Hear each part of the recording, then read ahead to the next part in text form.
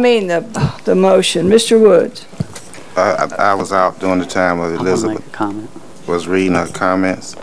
Now, Elizabeth, did your comments cover the private club sector, the tobacco rooms, and I think someone brought up about the hotels. This 20%. Did it go into that area as well? I said we would not exempt private clubs or outdoor seating. Okay. We would require people to smoke no closer than 15 feet to the entrance or windows of an establishment. Okay. And that we would move hotels into this section. It's called P. I'm looking to see what page it is. It's on page 6. On page 6. So that it wouldn't just be the lobbies for hotels, it would actually be any common area. And then for tobacco shops, I did move that we allow tobacco shops to allow smoking, provided that they do not sell alcohol or allow the consumption of alcohol on the premises.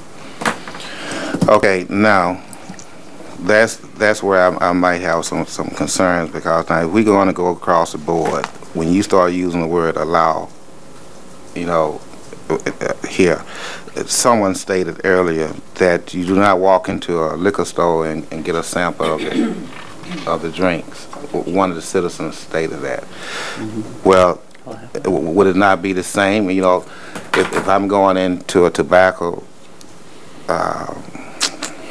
store, would I not know basically what type of cigar, if I wanted a Cuban cigar, why do I have to sample the cigar? I can't go in the liquor store and sample the Crown Royal. You want me to answer? Are you asking me that to answer now? Or yes, I'm asking that you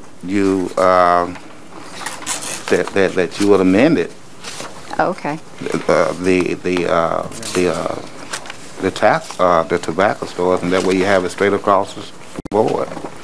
Well, the reason I left it in there is if it is in fact a retail tobacco store, I don't think there's any danger of anyone going in there who doesn't smoke, since all they're going to sell is tobacco products. And if they can't sell alcohol or allow the consumer,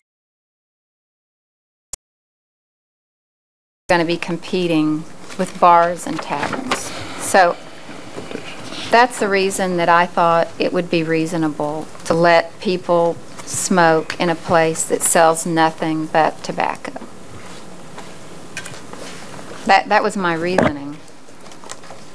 I just don't think bars and taverns, generally what we're trying to do, I think, is address smoking in connection with alcohol consumption, because that's really where the competition occurs. I thought we was trying to address smoking in relationship to public health. Well, she just told you. No, it's. Don't let me be misunderstood. It's not that I'm trying to prohibit people imbibing alcohol and tobacco, but if we're going to say that bars, public bars and taverns cannot allow smoking, then I think we need to make sure that their competition cannot allow smoking either. And I really don't see a retail tobacco store as their competition. I would think we would pretty much put the cigar stores out of business if people couldn't try them.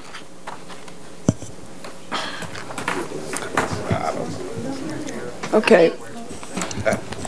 If that's a deal killer for you, then I need you to tell me that, Taris. Yes, absolutely, because if I'm going to do something, I want to do it straight across the board, one way or the other. You know, and it does. Pardon me? No, when you're through. When you're through, I've got something to say. Because as I stated earlier, if you're going to make that exception for one, then let's just go back and rethink the entire thing. And I'll go ahead and pass you, Steve. But yeah, go ahead, Steve. May I? Steve. I'm concerned about enforcement. I mean, because this is going to fall onto my staff. I mean, either way, and I'm not saying one way or the other is right or wrong, but if you pass this, make it easy to enforce, because if you read the enforcement section, this is enforced by fire department, police department, building inspection division, or code enforcement officers. Any citizen may report a violation to the city manager or his designee. An owner, manager, operator, or employee of an establishment regulated by this chapter shall inform persons violating this chapter of the appropriate provisions thereof. And then you go into the penalties. $200 fine for the first violation, $400 for the second, and so on. And then a public education campaign. You know, we're in recovery. We got a lot on our plate. I don't mind doing this, but okay, we got a budget for some of this additional stuff here. Well, we will. Let's get it passed first. Okay. I mean, Enforcement all over the city is difficult, Steve. well, I know this I'm adds saying a burden make it to your easier to folks. enforce if you're going to pass Well, I it. think, yeah, I agree. Make it easier to enforce. And how would it make, Don't how do we make make all it these easier? exceptions. Make Oh. it simple. Okay, Keep it I simple. follow. It's the KISS principle, you know? Keep it simple, stupid. All right, we're Well, still discussing. Mr. Woods? And Steve, you know, since you're on this enforcing, Chief Wiley's back there, is that correct? He's here. He should be. Okay, now, it basically say any citizens can report. No, just read that enforcement thing.